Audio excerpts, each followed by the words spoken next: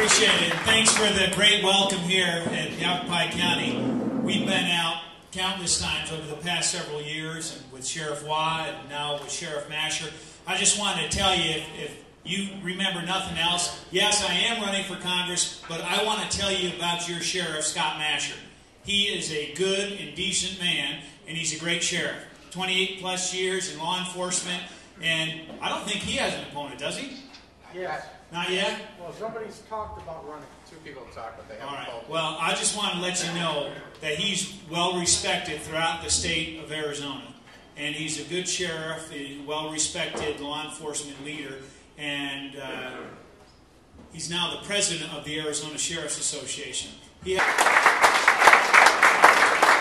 the reason why that's a good place to start is that we need men and women of integrity who do what they promise to do in America. And this is where we've had far too many people break their oath, break their promise. We have people in Washington voting for a debt ceiling when our nation is $15 trillion in debt. And the only cutbacks, it's not cutting the $15 trillion, it's cutting the growth above the $15 trillion. So it doesn't grow just quite as fast. Well, that's not acceptable to me. I could stay as sheriff probably as long as Sheriff Joe has stayed as sheriff in Maricopa County. And because we have worked to do a good job, our team in Pinell County, we have 700 full-time men and women who work for our sheriff's office. A little bit different than Yavapai or Maricopa County. The majority of our citizens live in unincorporated areas. We're the cops, nearly everywhere. And we have a 1,500 inmate jail in Florence that we operate. And half of those detainees or prisoners are illegals. Okay? We've got a problem on our hand, and this is, some of you were kind enough. Sheriff, I feel I know you. I watch you on Fox News all the time. You look younger than you do on TV. Well, I don't know about that. Your ears are a little bigger in person. I was liking you a minute ago. Well, here's why it's so important to get on the news, and sometimes I drive up at 2 o'clock, 3 o'clock in the morning, and nobody in Arizona is watching, but people back east are watching. And you know why it's important to me? People have to understand what not just Arizonans are facing, what America is facing with an unsecured border. And I say this time and again, not just as a lawman, as an Army officer, served our country 20 years. Served a tour in Iraq and also commanded 700 active duty soldiers and airmen in Yuma to help secure that border. And of the 9 sectors from California to Texas, we had a 97% reduction of illegal entries into America and to reduce the drug smuggling. So I know a little bit more about what it takes to secure the border than Miss Janet Napolitano. She doesn't know what she's talking about. She goes to Washington, she's from our state, and she has a brain dump and forgets us. She doesn't even live here anymore. She put a sign up. Yes, she did. She's putting signs up in my county warning people that danger, warning, travel not recommended, drug and human smuggling, armed gunmen. This is outrageous. This is a betrayal. This is the core responsibility in our Constitution that the federal government is to protect America. Okay? She was appointed, we lost the problem. The problem went away. Yeah, the border's more secure than ever before. How's that worked? Because she's there. You know? Well, this is where, and I'll bring this up right now, this metal wristband that's on my right wrist was given to me by the Terry family. Brian Terry is a hero for our country. Absolutely. And tell you, his brother, Kent Terry, he says, Sheriff, I want you to have this. And I committed to him. I says, I will wear this until we find justice for your brother. And I promised his mother, Josie Terry, I says, I will find justice for your son's murder. 2 thugs from Mexico murdered him in our state. Who speaks for him? And he was murdered with guns that our own government and ATF and the Department of Justice facilitated through Fast and Furious to the most violent criminals in North America, the Mexican drug cartels. Who's going to answer to that? And I'm going to ask you a question here, is who do you want questioning Eric Holder in Congress? about these crimes that have been committed. Because I can tell you, he's not going to get away with it.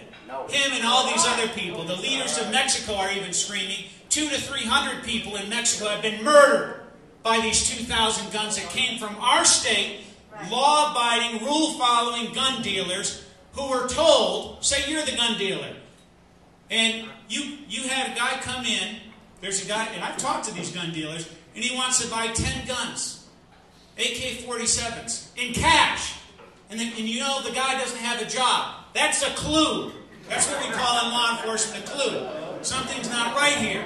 So you call the ATF and you say, hey, this guy's buying 10 guns in cash.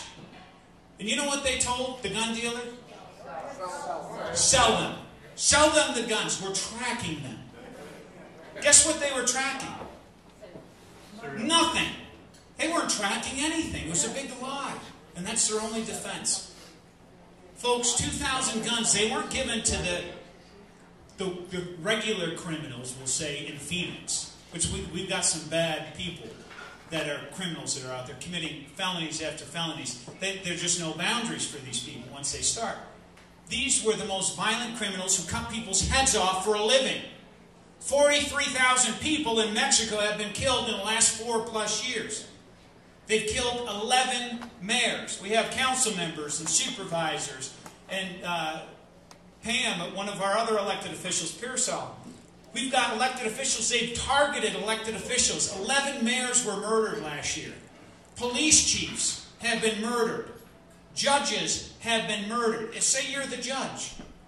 And they murder the judge. And say you're a judge. What are you going to say when it comes time for the verdict? What are you going to say? Innocent, not guilty. And that's what's happening in the next country south. Okay? Destabilizing our ally, Mexico. Mexico itself is not the enemy. Guess what?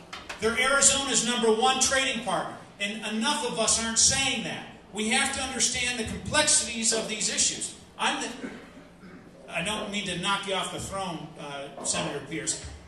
I take second place to no one. And Senator Pierce doesn't either. We've got patriots standing up for America. We've got to enforce the law and the rule of law. And he's the father of Senate Bill 1070.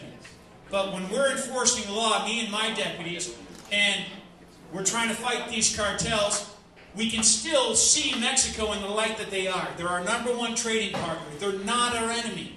The cartels are the enemy of America, and we need to state that.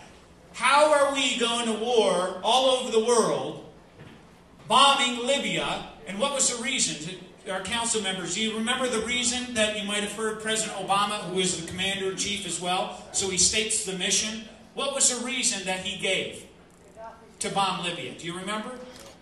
Most people don't. I don't listen to you, that's why. To protect, you've got it right here. You should run for council. I just filed a drug report. Okay, that's exactly what he said. It's a humanitarian purpose. Hundreds of people could be killed by Muammar Gaddafi. So we bombed a country, which, is, according to the Geneva Convention, is an act of war, right? Last I studied as an officer. We've been in Iraq for 8, 9+ years. I served there. I was speaking at an event much like this, and a young lady shouted out, "You're an isolationist."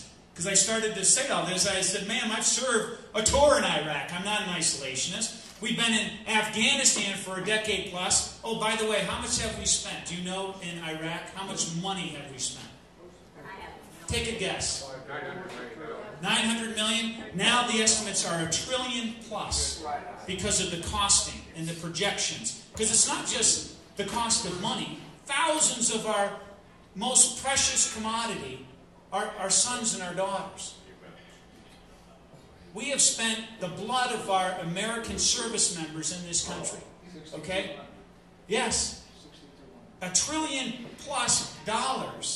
Okay? And we just pull out precipitously like that. No, a status of forces agreement where we could withdraw properly to try to balance and stabilize. We continue in Afghanistan. The reason why I mention these, I've always supported an aggressive, robust foreign policy because we've used our military for the last 100+ years as a platform to project our strong foreign policy. Have we not? Yes. I support that. And now we've got Obama, because of the financial crisis we're in, that he's helped worsen, and wants to cut our military to the point, and I'm segueing a little bit, our whole policy in the military has been to be able, since the First and Second World War, to be able to fight and conduct war in two different theaters, and to win, to defeat the enemy. And now they're changing our whole strategy. It's only one theater now. They're doing this right now. They're changing this. Obama's trying to cut 90,000 service members from our military. Have the threats gone away? No. Absolutely not. So I'm saying all these things that we're doing, and let's go back to Mexico. If we're fighting all these wars, and this is the country next to us, and you rightly said, we enter all these conflicts in other places because people may be killed, humanitarian, a couple hundred people, 43,000 people in the next country over. And even if it wasn't out of the fact that they're neighbors and they're our #1 trading partner, what about the destabilization of that country? That people from countries of interest, possible terrorists, could come through an unsecured border. People say, well, I thought the border was more secure than ever. Well, how's this for proof? A year ago, 212,000 people came through just the Tucson sector that were apprehended by the Border Patrol. These are people who work for Janet Napolitano. 212,000 people, illegals, were apprehended. The Border Patrol admits that that's a reflection of just one out of every possible 3.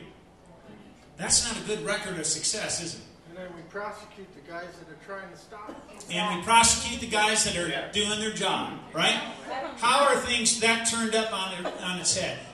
I bring that up, and numbers have gone down even further this year, because I want to state that.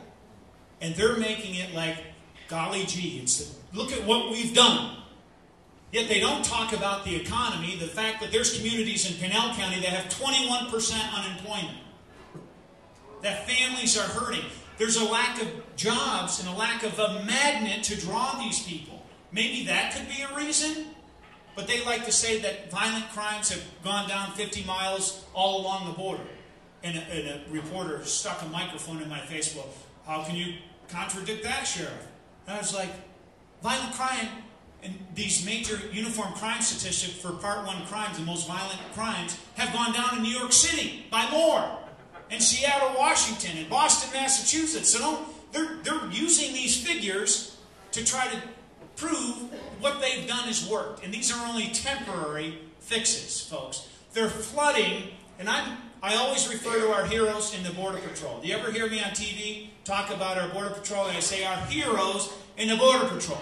Because I want them to understand that we as Americans love and support our Border Patrol. It's the people up top that are all screwed up. Aren't they? So I let them know that. Here's what's wrong. We're hiring thousands and thousands of more Border Patrol, and they're not fixing the core problem. Because they're not enforcing the law. They've undermined the rule of law. Less than 15% of those who are apprehended right in the Tucson sector, which if you didn't know, you're in right now, which is ground zero. And if you don't enforce the law, how are people going to respect the law? Right? But in the Yuma sector, where I commanded soldiers, the law is enforced in totality. Nobody is repatriated. Everybody is prosecuted. Meaning that if you come back, you're formally deported. If you come back, you're going to jail, to prison, for a month up to 2 years. And that's the seal of the deal. That's why that border's secure. And so I try to tell even John Morton, whose name you probably haven't heard, but he's a very important bureaucrat. I'll identify him that way. He's the Deputy Secretary of Homeland Security, works directly for Napolitano. And I sat across from him and I said, you need to enforce the law. He goes, Sheriff, we only have 400,000 beds. We can't possibly enforce the law on all these people. And I had just got finished telling him, by enforcing the law, by initially having 6,000 armed soldiers along the border for 2 years, much like what we did in Yuma, and then while we're deployed there, you build the double barrier fence. Not just double barrier fence, and I'm not saying all across all 2,000 miles of border, as some even presidential candidates have suggested. 700 miles that have already been predetermined because of urban areas or historic proven paths of trafficking, of smuggling, that we already know. I'm a combat engineer. That's what I did. I helped build border fence out in north of Tijuana, south of San Diego. And this is Duncan Hunter's idea from San Diego. So folks, it works. We're not building the Great Wall of Mexico. But I said, even more important, and I told Mr. Morton this, even more important than the soldiers who are armed on the border, and building the infrastructure with the fencing, the cameras, the infrared at night, the lighting, the sensors to detect, is the enforcement of the law. And we have undermined that in America. I said, Mr. Morton, you won't need 200,000 beds, never mind 400,000. So instead of going this route, which is a proven concept, anywhere it's been done, they instead do these hand motions, these flashes of, we'll add more Border Patrol agents. We'll send 1,200 soldiers to the border for 3 months. And they've been screwing with us this whole time because they don't want to secure the border. Many people fear because they're looking at, right, at votes. Absolutely.